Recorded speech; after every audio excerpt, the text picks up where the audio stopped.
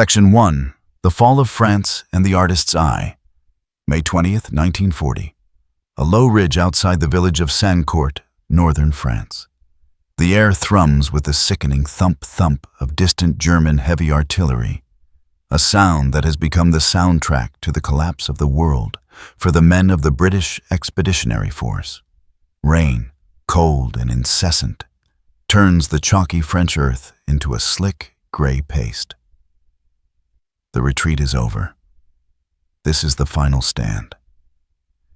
Captain Peter Story Pugh, a 25-year-old signals officer with the Royal Artillery, grips his Webley revolver, his fingers numb. Story Pugh is a professional soldier, but his true passion lies not in ballistics, but in draftsmanship. Before the war swallowed him whole, he was sketching landscapes and architecture. Now he is watching the landscape of Europe buckle under the Blitzkrieg. His unit, cut off and encircled by the relentless advance of the Panzer Division, has run out of options, ammunition, and hope. A cluster of Daimler scout cars burns fiercely 100 yards down the track, the smoke acrid and black against the miserable sky. Through the haze, Story Pugh catches a glimpse of the enemy. Infantry in field gray charging forward, led by the angular, terrifying silhouette of a Panzer III. The roar of its engine is a chilling, immediate threat.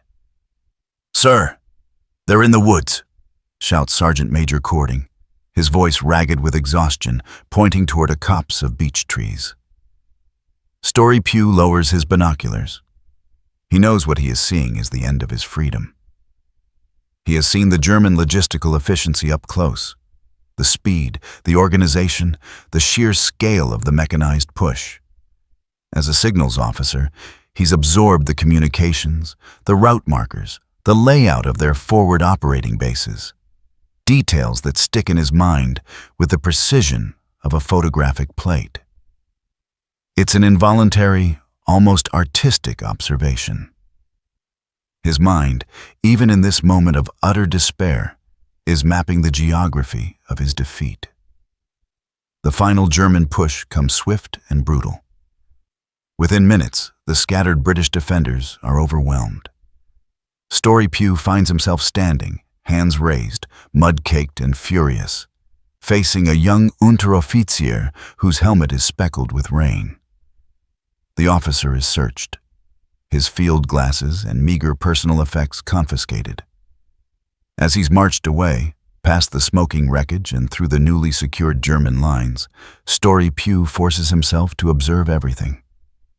The spacing of the anti-tank gun emplacements, the direction of the supply trucks, marked with the Wehrmacht's distinctive black crosses, the exact location of a ruined farmhouse that served as a temporary German command post. He knows the Geneva Convention protects his life, but he also knows intelligence must be preserved. What good is a prisoner who sees and remembers nothing? His eye, trained to capture the lay of the land for artillery spotting, now focuses on a single, subversive objective: to be a spy without a uniform, a human repository of geographical intelligence, even in captivity. The train journey eastward, packed into a windowless cattle car toward the unknown, is a blur of grinding steel and fear.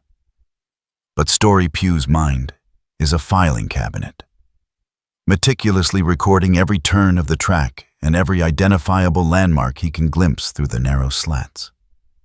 The war has not ended for him. It has simply changed theaters. Section 2. Stalag 7B and the Subversive Sketchbook, June 1940. The imposing walls of Stalag 7B at Memmingen, Bavaria. The transition from free soldier to prisoner of war is a brutal, dehumanizing shock.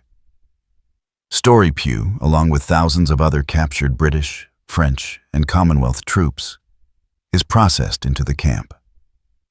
The reality is concrete. Barbed wire, monotonous rations, and the ever-present scrutiny of the Lancer Guards. But this concrete reality is precisely what Story Pugh begins to mentally dissect. Stalag 7B is not just a prison. It is a critical node in the German military network. Its location, its connection to rail lines, the topography of the surrounding hills, all these details hold military value. However, committing these observations to paper is an offense punishable by death. Intelligence gathering in captivity is espionage. Story Pugh must find a way to map his cage without alerting his captors. He begins subtly. Drawing is allowed, even encouraged, as a morale booster and a distraction from the misery. The Germans provide basic materials, low-quality pencils, and cheap, coarse paper. Most prisoners drew portraits of loved ones, idealized landscapes, or humorous caricatures of camp life. Story Pugh joined them, but his art had a hidden agenda. He started by sketching architectural details of the barracks and the guard towers, seemingly innocuous subjects. But within the shadows and cross-hatching of a drawing showing a barrack roof, he would encode the dimensions of the building and the number of strides from the perimeter fence. In a landscape study of the distant Bavarian foothills, the curves of the hills were subtly manipulated to accurately depict the lines of sight for potential observation posts outside the camp. His skills as a signals officer proved crucial. He remembered the specific German codes for railway siding locations and junction names, matching them to the crude mental maps he'd drawn during the train ride. He developed a system of cryptic symbols. A particular way of drawing a tree might denote a communications mast, the angle of a chimney stack, the direction of the nearest railway hub. To practice the necessary precision and consistency, Story Pugh befriended other officers, sharing his artistic talents. They knew him as the helpful captain who could draw their wives' portraits or sketch a scene from home. This reputation provided the perfect cover.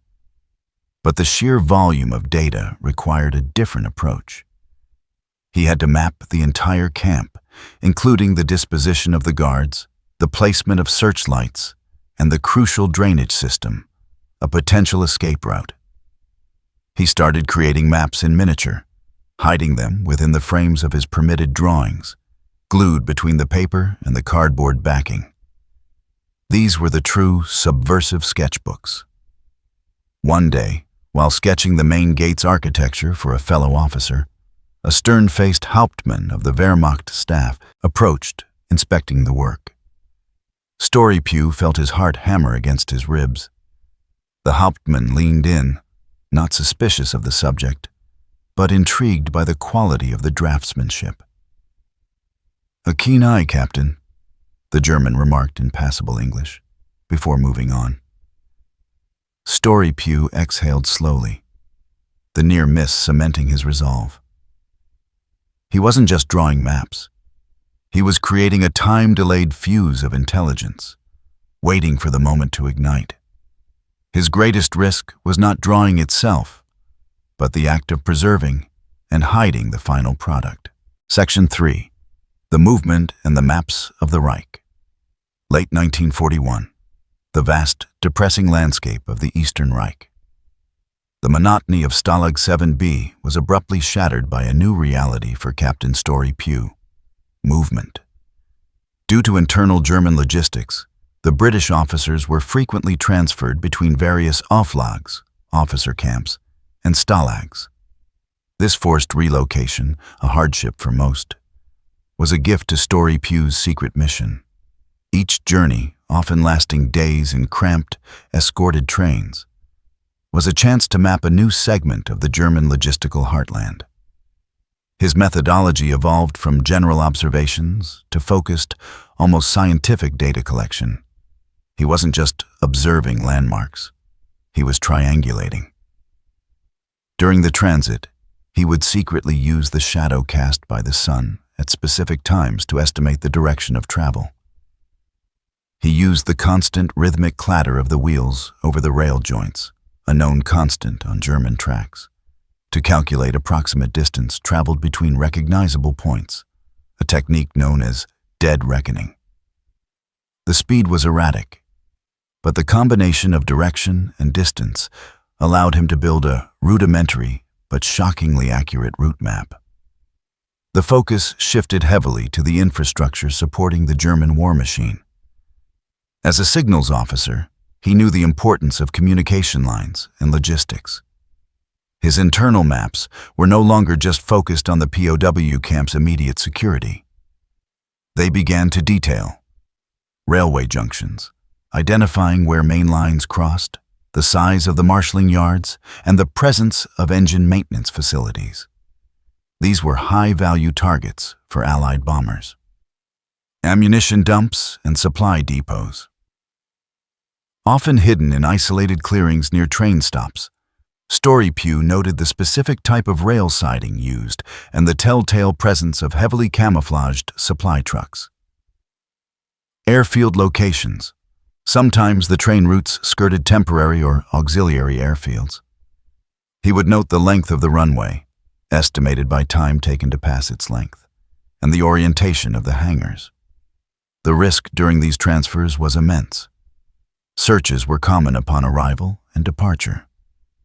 His hidden maps, drawn on scraps of paper, sometimes even the inside covers of donated books, had to be hidden on his person.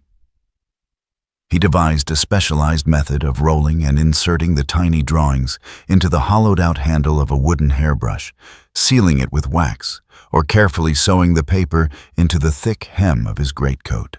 At each new camp, Auflag 6B at Warburg, or later a temporary work detachment near Berlin, he would quietly debrief other new arrivals. He'd ask seemingly casual questions. "Did you come through Leipzig? How long did that take?" He was cross-referencing their travel times and observations against his own, correcting and validating his mental map of the German rail network. He was the only man in the camp who could draw a near-perfect map of hundreds of miles of the Reich without consulting a single official source.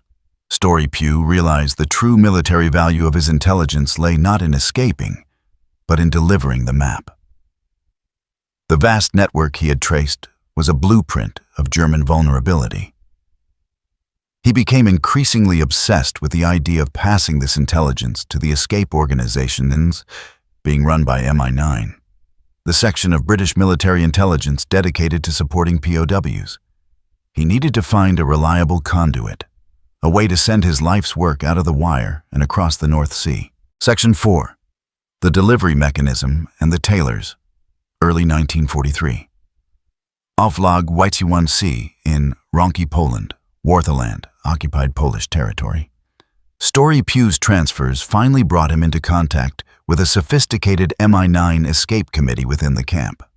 The organization, though operating under the nose of the German garrison, was meticulously efficient, managing escape attempts and, crucially, smuggling intelligence out of the Reich. This was the conduit Story Pew had been searching for.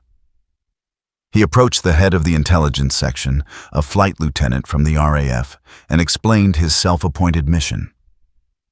He presented a small, rolled-up sample, a diagram of the rail sidings near Posen, complete with estimates of rolling stock capacity. The flight lieutenant was stunned. The level of detail and accuracy, confirmed by recent aerial reconnaissance photographs, which the prisoners, of course, had no access to, was phenomenal. The problem, however, remained how to get hundreds of hours of delicate draftsmanship, covering dozens of locations across Germany and occupied Poland, across neutral territory or the heavily fortified borders. They couldn't rely on the slim chance of a successful combat escape. They needed a diplomatic pouch, or the next best thing, POW parcels. MI9 had developed ingenious methods for hiding intelligence within the regular packages sent to prisoners. The most common method was utilizing the services of the camp tailors. These trusted, often elderly, prisoners were tasked with mending uniforms and civilian clothes that occasionally accompanied repatriation groups or were sent in parcels. Story Pew began working closely with the tailor staff. He meticulously transcribed his maps onto thin sheets of silk or extremely fine tracing paper, making them minuscule and flexible. The silk was highly durable and could survive dampness better than cheap paper. He would then hand the silk maps over to the head tailor, who, with surgical precision, would sew them into the lining of a pair of trousers, or, more commonly, within the crease of a shirt collar. The thread used would be perfectly matched to the garment, making the seam virtually undetectable to a routine German search. This process was agonizingly slow and fraught with risk. If a guard discovered the hidden silk, not only would Story Pugh and the tailor face execution for espionage, but the entire parcel route, the lifeline for food, medicine, and escape gear, would be compromised for every camp. They had to work exclusively at night, under the faint, shared light of a single oil lamp, listening for the footsteps of the roving guards. The Posten. One evening, Story Pugh was preparing a fresh batch of sketches detailing the movements of Wehrmacht units through the nearby Ronka Junction, evidence of troops being shipped to the Eastern Front, when the alarm sounded for a sudden, unexpected barrack search. Panic erupted. He had the finished silk map, still wet from the ink, sitting on the table. The tailor, acting instantly, snatched the silk and thrust it into the burning lamp, extinguishing the flame and sacrificing the document in a single, devastating move. It was a failure of the immediate mission, but a victory for security. The German guards found nothing out of the ordinary, only the smell of burnt oil and a frustrated British officer. Story Pugh knew he had just witnessed an act of extraordinary courage, and he had to start drawing that section all over again. Section 5. The maps crossed the wire mid-1943 to early 1944. The perilous journey from Ronka to MI9 headquarters. Despite the near catastrophe, the system was effective. Piece by piece, the massive geographic intelligence database that was Story Pugh's secret work began to leave the confines of Oflag Tain-1C. The silk maps, now totaling hundreds of square miles of the German and occupied Polish transport network, were packaged into separate, sequential consignments. The primary recipient of these crucial packages was a fictitious person set up by MI9, often a civilian collaborator in a neutral country like Switzerland or Sweden, who acted as a clearinghouse. The prisoners wrote letters to this contact, and the parcels containing the intelligence were sent under the guise of excess or repaired clothing. The challenge wasn't just hiding the maps. It was ensuring their safe passage through the German postal inspection system. Every single package was scrutinized. The Germans were wise to hollowed-out items and false bottoms. But the seamless integration of the silk into the clothing, a pocket lining, a reinforced cuff, or the inside fold of a belt, proved almost impossible to detect without fully dismantling the garment. Story Pugh's meticulous hand-drawn plans for the tailors paid off, establishing the perfect level of camouflage. Once the package reached the neutral nation, the intelligence operation went into high gear. The contact would receive the garment, take it to a safe house, and carefully remove the silk. The fabric was so thin that an entire railway junction map could be contained in an area the size of a postage stamp. These maps were then immediately photographed, enlarged, and transmitted via secure channels back to MI9 headquarters in London. The impact of Story Pugh's work was immediate and profound. His maps provided intelligence specialists in London with first-hand, real-time ground verification of targets identified by high-altitude reconnaissance photographs, recce photos. Aerial surveillance could show a large building, but Story Pugh's maps could confirm its function: a supply depot, an ordnance factory, or a specific communications post. For example, his detailed mapping of the railway lines around the Leipzig area was instrumental. He didn't just show the lines, he noted the traffic density and the timing of troop trains based on observations he had collated from various prisoners across different camps. This data was fed directly to RAF Bomber Command, allowing them to precisely target critical choke points, the switching yards and maintenance depots, rather than blindly bombing long stretches of track. Story Pugh, meanwhile, remained in the camp, drawing. He was utterly unaware of the life-saving impact of his cartography. He only knew that the requests from the MI9 committee were becoming more specific. Can you map the roads surrounding the Warsaw-Berlin trunk line? Or, we need detail on the waterways near the Baltic coast. This constant demand was his only confirmation that his secret drawings were not only leaving the wire, but were reaching their intended destination and actively influencing the direction of the war. One silk thread at a time, the stakes remained lethally high, but the knowledge that he was truly fighting the war from behind the wire drove him onward. Section 6. The Long March and the Final Intelligence, January 1945. The brutal frozen wastes of Pomerania. The war was turning decisively against Germany, and the desperation of the Wehrmacht was manifesting in the infamous Long March. The forced evacuation of tens of thousands of Allied prisoners eastward and then westward, away from the rapidly advancing Soviet armies. Auflage 41C was emptied. Story Pugh and his comrades were forced onto the frozen roads in a nightmare trek through the sub-zero Polish winter. This forced movement was the most dangerous, yet most valuable, intelligence opportunity Story Pugh would ever receive. He was no longer confined to the views from a train window or a camp perimeter. He was walking for weeks across occupied territory. His observational skills went into overdrive. His focus now shifted from fixed infrastructure to mobile military deployment and morale. The prisoners were marching alongside retreating German military columns, giving Story Pugh unparalleled visibility into the enemy's rapidly deteriorating situation. He noted road conditions and choke points. He meticulously logged which roads were usable, which bridges were pre-wired for demolition, and where the narrow passages created bottlenecks for troop movement. Unit identification and direction.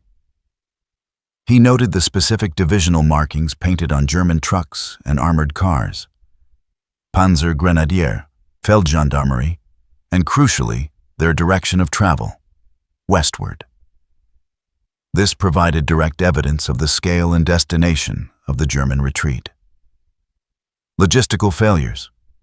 The increasing number of abandoned vehicles, the desperate scavenging by German soldiers for food, and the lack of air cover all spoke to the breakdown of the German supply chain. Story Pugh's mind was a sophisticated intelligence camera, capturing the Wehrmacht in collapse. The challenge of recording and hiding this data was immense. There were no parcels, no friendly tailors, and searches were frequent and invasive. Story Pugh resorted to the most rudimentary of methods. Using stubs of pencil smuggled from the camp, he drew tiny coded sketches on scraps of paper found along the road. Cigarette packets, torn ration lists, or even the inside of his clog-like wooden shoe sole. He compiled this intelligence into a march map, a running log of the enemy's final defensive posture. He knew that if this information reached the advancing Allied armies, it could save countless lives by allowing commanders to bypass heavily defended areas or predict the flow of German reserves. As the column trudged further west, nearing the relative safety of the advancing Western Front, Story Pugh and a small group of officers made the perilous decision to split from the main column during a heavy blizzard near Lüneburg. They had to risk everything for the final delivery. For 4 days, they navigated by Story Pugh's mental map of the roads, relying on instinct and the knowledge gleaned over 4 years of captivity. His mind, the repository of every major geographical detail of the Western Reich, was their only guide. They were hunted, frozen, and starving. but they carried with them the most valuable intelligence of the final months of the war. Section 7. The Final Connection and the Legacy, April 1945.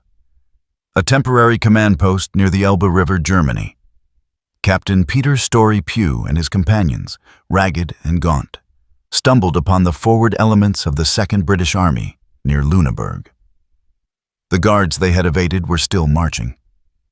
But Story Pugh's long, solitary mission was finally over.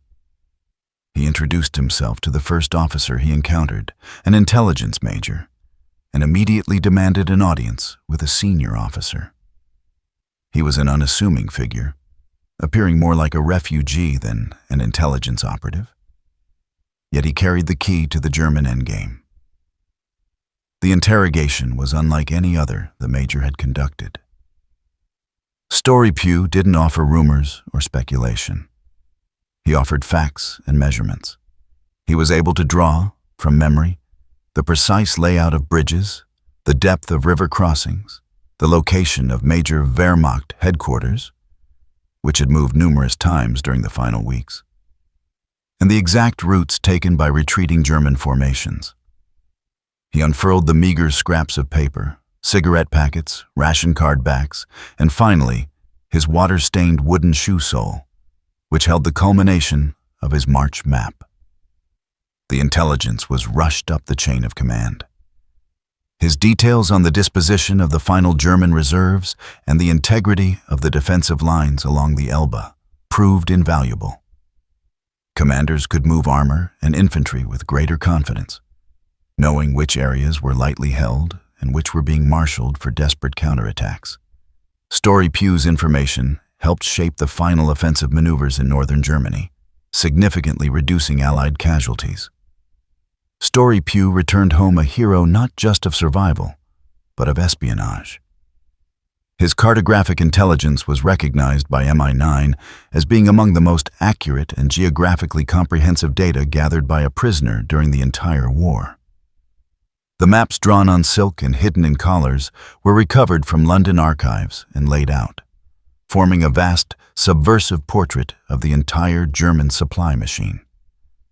After the war, Story Pugh went on to have a distinguished career, not only in the military, but also professionally, utilizing the very skills that kept him alive and useful in captivity.